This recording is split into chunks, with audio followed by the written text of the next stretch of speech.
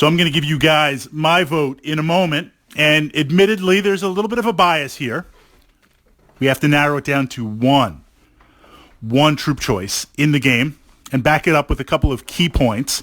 And then I'm going to turn it over to you guys in the comments and get your vote for the best troop choice in 40K right now, as of this podcast, post date 8th edition.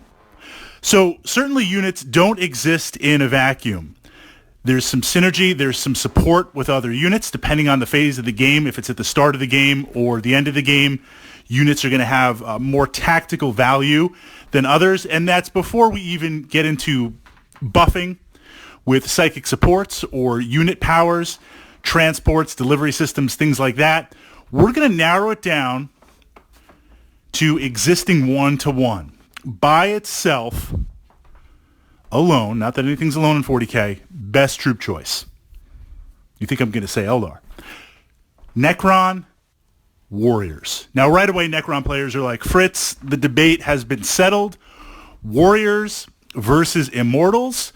Immortals cost a little bit more, but the weapon choices and the buff in stats more than make up for it. I counter that, and of course, I say a little bit of a bias because it's not really scientifically proven, although you're crunching the math hammer numbers on there. Recent games, while I do tend to play Warrior heavy, I've been experimenting with Immortals, and I feel right now this is like theory hammer versus math hammer versus actually getting out on the tabletop and throwing down the dice. The volume of fire in 40K right now means really with Necrons, there's not much of a difference between Warriors and Immortals, so I'd rather go cheaper and rely on reanimation protocols and other boosts to keep me up versus the stats of the Immortals. And quantity is its own form of quality on there. The reason why I say Necron Warriors in the game, decent stat line, not quite Space Marine stat line, but decent in there. Some sort of functional armor. One of the best guns, one of the base best guns in the game.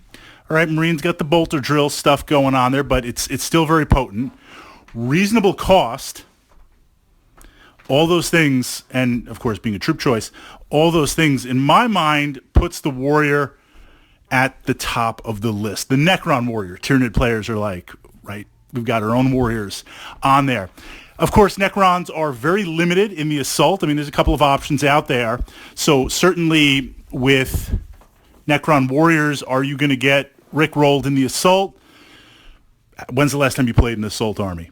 Those of you who follow my Berserkers of Scalathrax lists and who are fellow devotees to the Dark Gods, the Cornate Glory, are an exception that's out there. But 40K, not that the assault doesn't exist, is primarily a shooting game. So really, with the people that I play, it's only one or two other people that really run some sort of heavy, not completely 100% dedicated assault, but heavy-ish assault type units in their list. Everybody else is mostly shooty that's out there. So I'm not worried about getting caught in a kind of a sweeping assault with my Necron Warriors. But right now, the humble Warrior, the humble space undead robot, is my vote for best troop choice in 40K. Now I'm going to turn it over to you guys in the comments.